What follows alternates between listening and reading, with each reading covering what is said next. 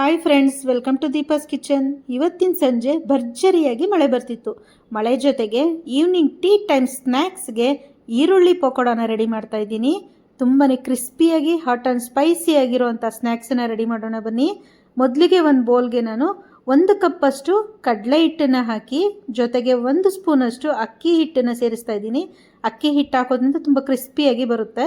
1/4 ಸ್ಪೂನಷ್ಟು ಅಡುಗೆ ಸೋಡಾ, ರುಚಿಗೆ ತಕ್ಕಷ್ಟು ಉಪ್ಪು, 1/4 ಸ್ಪೂನಷ್ಟು ಅರಿಶಿನ, 1 ಸ್ಪೂನಷ್ಟು ಅಚ್ಚ ಖಾರದ ಪುಡಿ,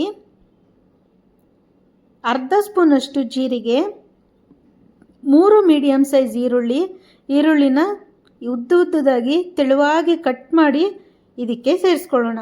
3 ಮೀಡಿಯಮ್ ಸೈಜ್ ಈರುಳ್ಳಿ, 4 ಹಸಿಮೆಣಸಿನ್ಕಾಯಿ ಹಾಕೋದ್ರಿಂದ ಟೇಸ್ಟ್ ತುಂಬ ಚೆನ್ನಾಗಿ ಬರುತ್ತೆ.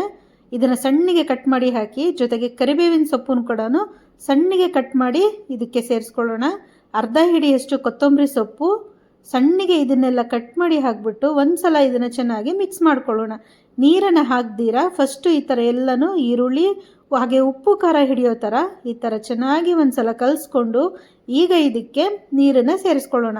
ಒಟ್ಟಿಗೆ ಒಂದೇ ಸಲ ನೀರನ್ನು ಹಾಕ್ದಿರಾ ನಮಗೆ ಇಲ್ಲಿ ಸ್ವಲ್ಪನೇ ನೀರನ್ನು ಹಾಕ್ಕೊಂಡು ಕಲಿಸ್ಕೋಬೇಕು. ಆಗ ಥಿಕ್ನೆಸ್ ಕರೆಕ್ಟಾಗಿ ಬರುತ್ತೆ. ತುಂಬ ತೆಳುವಾಗಿ ಇಲ್ಲದೆ ಗಟ್ಟಿಯಾಗಿಯೂ ಇಲ್ದಿರ ಈ ಥರ ನಾವು ರೆಡಿ ಮಾಡಿ ಒಂದು ಸೈಡಲ್ಲಿ ಇಡೋಣ.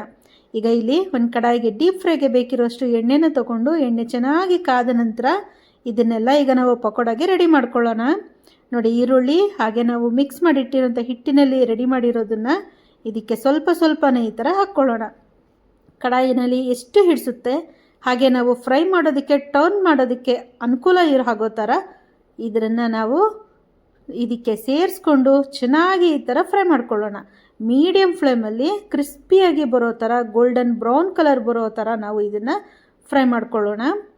ಸಂಜೆ ಮಳೆ ಜೊತೆಗೆ 1 ಕಪ್ ಸ್ಟ್ರಾಂಗ್ ಫಿಲ್ಟರ್ ಕಾಫಿ ಜೊತೆಗೆ ಅಥವಾ ಟೀ ಜೊತೆಗೆ ಸೂಪರಾದ ಕಾಂಬಿನೇಷನ್ ಈರುಳ್ಳಿ ಪಕೋಡ ನಾವು ರೆಡಿ ಮಾಡ್ಕೋಬೋದು.